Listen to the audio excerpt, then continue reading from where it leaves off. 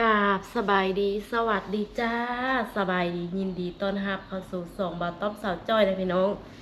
สบายดีพ่อแม่สกูสุกคนบ่ว่าฝั่งลาวหรือฝั่งไทยนะพี่น้อง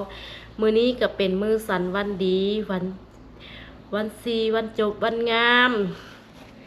วันที่ได้ขอขมาได้มีคันดอกไม้ได้มาขอขมาข้าวขมาน้ำข้าวเปลือกข้าวสารอาหารแห้งทั้งหลายมื้อนี้เป็นมื้อสันวันดี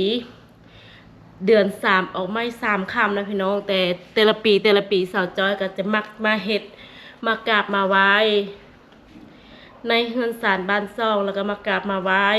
ข้าวสารอาหารแห้งนะพี่น้องก็จะบ่มีอย่างหลายก็มีคันดอกไม้แล้วก็มีต้นคูนมีใบยมพี่น้องให้ยมส้มซอบต้นคูนเขาเอามาขำมาคูนมาเหือนมาซาน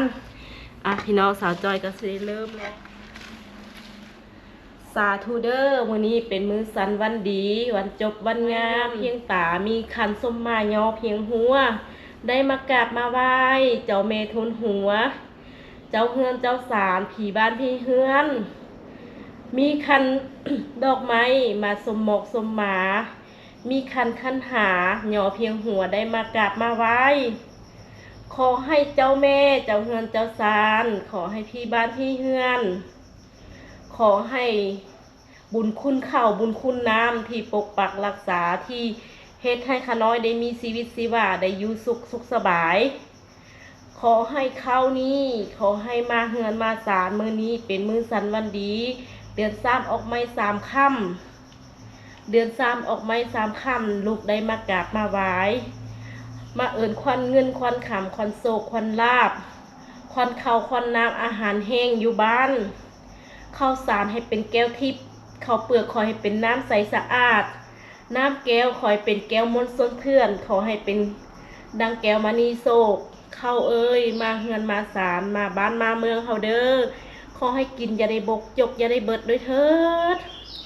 ข้าวสารเปรียบดังมนุษย์มนาที่ใส่ชีวิตสุขสบาย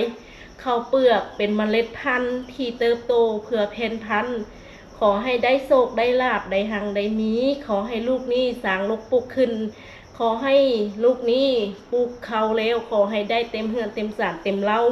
เปิดประตูเงินเปิดประตูค่ำเปิดประตูโศกเปิดประตูเทวขอให้ลังไหลเข้าหาเข้าเอ้ยขอให้มาเฮือนมาสารมาทางไตทางเนื้อขอให้เมื่อหอดเฮือนหอดสารหอดเล่าหอดลาเด้อสาธุเด้อข้าวเปลือกเป็นดั้งแก้วมานี่ทิพย์ข้าวเปลือกเป็นเมล็ดพันธุ์ที่งอกง่ายบ้านง่ายเปียงขอให้ได้เต็มเหือนเต็มเหล่าเต็มกระตาเดือนสามมาแล้วขอให้เจ้าแม่เจ้าแก้วลังไหลเข้าเพื่อนเงินทุกบาททุกสตางค์ห่มเต่าอยู่ในเฮือนเฮือนหลังนี้อยู่เย็นเป็นสุขขอให้มีแต่ความสุขบ่ว่าภายในและภายนอกหลังไหลเข้าเฮือนเด้อมื้อนี้เป็นเดือนสามออกไม้สามค่ำเฮือนศาลบ้านซ่องเดือนสามนี่เขาสารหลังไหลเขาเปลือกหลังไหลมาบุญคุณเขานี่จ่าหลังไหลตวมสนองมาเด้อเข้าเอ้ยเข้าเปลือกเข้าสารเข้าเจ้าเข้าเหนียวขอให้เก็บเกี่ยวแล้วหลังไหลเข้าเฮือนสาธุเด้อมื้อนี้เป็นมื้อสันวันดีวันจบวันงามเดือนสามออกไม่สามคำให้เจ้า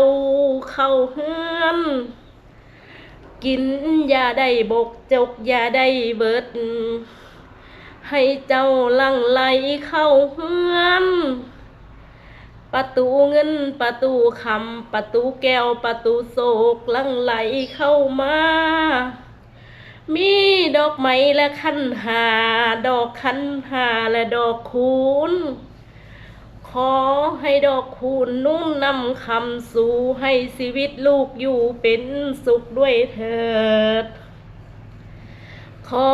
ให้ต้นยมนี่ยมสมสอบขอให้แขกไผไทยมาขอให้สอบหลอกลมขอให้เป็นดังมักย่อม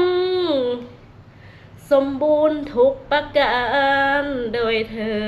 ดมาเด้อข้าวเด้อข้าวเปลือกข้าวสารข้าวเหนียวข้าวเจ้าขอให้หลั่งไหลเข้ามาเฮือนซ่านบ้านซอมือนี้เป็นมือเดือนสามออกไม่สามคำขอให้เจ้าเข้ามาเฮือนมาซ่านกินยาได้บกยกยาได้เบิดขอให้เป็นดังแก้วมณีโศกให้คำคุณขอให้เจ้านี่เป็นทุนหัวของลูกแลกราบเข้ากราบไหว้ทุกประการทางแท้ขอให้บุญคุณพ่อคุณแม่จงรวยล้นสู่สร้างมาเด้อเขาเอ้ยเขาอยู่หนเฮงใดขอให้กลับเฮือนกลับศาลกลับบ้านกลับเมืองขอให้ลูกนี่จงมีแต่ความสุขกายสบายใจขอให้เงินไหลนองทองไหลมาขอให้เขาเปลือกเขาสารเขาเหนียวเขาเจ้าลั่งไหลเข้าเฮือนสาธุเด้อ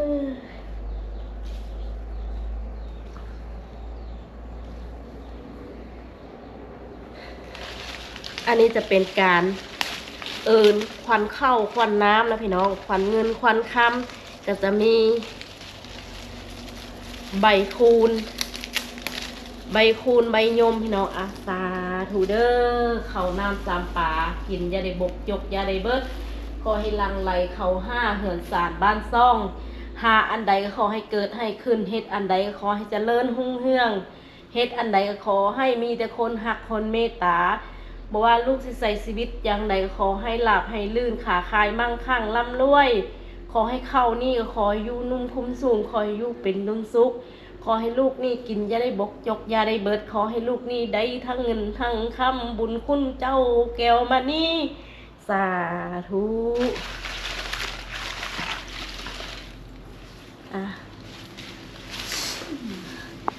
น้ำหอมน้ำที่ศักดิ์สิทธิ์น้ำที่อัศจรรย์เฮ็ดให้เขาเหนียวเขาเจ้าลังไหลเขาเฮือน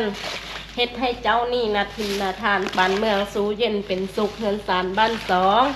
เฮ็ดอันใดก็ขอให้เกิดให้ขึ้นเฮ็ดอันใดก็ขอให้เจริญรุ่งเรืองเฮ็ดอันใดขอให้มีแต่คนหักคนเมตตาบารมีสูงส่งเป็นเจ้าคนนายคนด้วยเถิดขอให้ปกปักรักษาเดินทางไปทางไหนก็ให้ปลอดภัยมื้อนี้เป็นมื้อสันวันดีวันที่ศักดิ์สิทธิ์บูชาเพิ่นเว้าขอให้เป็นดังแก้วมณีโศกขอให้เป็นวันที่นับแต่มื้อนี้ต่อไปเงินอย่าให้หลงมองอย่าให้สมเด้อลั่งไหลเข้าหาเหือนหาสารลั่งไหลหากระเป๋าเงินบาทและเงินกีบขอให้ลั่งไหลเข้ามาคือเป็นมื้อสันวันดีเดือนสามออกใหม่สามค่ำบุญพ่อคุณแม่คุณพระเจ้าสั่งเด้อสาธุ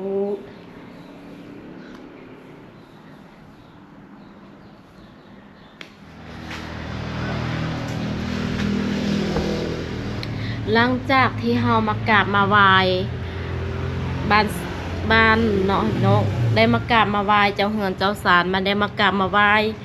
ข้าวเหนียวข้าวเจ้าแล้วเป็นที่เรียบร้อยแล้วพี่น้องสาวจ้อยก็สิได้เข้าไปในบ้านก่อนพี่น้องสิได้เข้าไปในบ้านก่อนสิไปขายขนมคือเก้าสิไปเปิดร้านนะพี่น้องเนาะมื้อนี้ก็เป็นมื้อที่สุขสันต์วันดีเป็นมื้อที่ดีพี่น้องกาเดือนทราบออกใหม่3ค่ำนะพี่น้องก็สามารถเดือนสามออกใหม่3ค่ำในกะเตพ่อเตแม่นะพี่น้องเพิ่นก็จะมักไปเปิดประตูเหล้านะพี่น้องเนาะประตูเหล้าประตูเข้านะพี่น้องประตูเหล้าเข้านะแล้วก็ประตูเงินประตูค่ำประตูเฮือนประตูซ่านพี่น้องเพื่อสิอันนี้ก็ความเชื่อถือของบุคคลเด้อพี่น้องเด้อแต่พ่อแต่แม่สาวจอยเนาะแต่ปู่แต่ย่าเลยพี่น้องเพิ่นก็จะมักเดือนสามออกใหม่3ค่ำนี่คือว่าพิเศษแฮงพี่น้องพิเศษแฮงสำหรับสาวพุทธของเฮานะพี่น้องเนาะ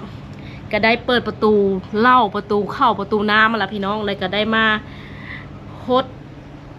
อย่างเขาเอิ้นว่าเอาน้ำหอมไปฮดให้ฮดหน้าพี่น้องเพื่อสิมาให้มันซุ่มซื้นให้อุดมสมบูรณ์ในมื้อนั้นเดือนสามออกใหม่3ค่ำไล่ทานไล่บ้านไล่สถานที่นะพี่น้อง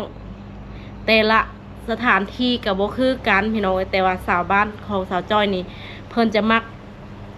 บูชาเหล่าข้าวพี่น้องจุดหนักๆก็คือบูชาเหล่าข้าว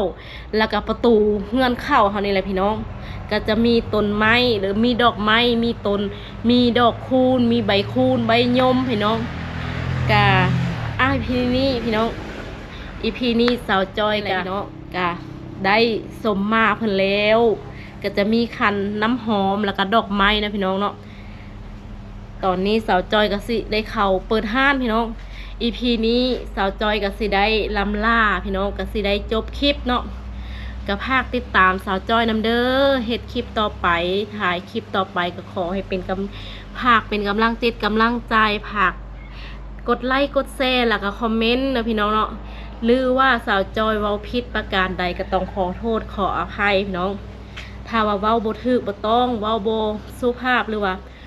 คิดของมองใดหรือว่าบ่จบบ่ดีมองใดก็สามารถคอมเมนต์ได้พี่น้องกับภาคพ่อแม่FC บ่ว่าฟังลาวหรือฟังไทยนะพี่น้องก็ภาคติดตามสาวจอยนำเด้อจ้าภาคเป็นกำลังจิตกำลังใจมาอีพีนี้สาวจอยก็ขอจบคลิปเพียงสำนี้กันนะพี่น้องขอกล่าวคำว่าสบายดีสวัสดีจ้าบ๊ายบาย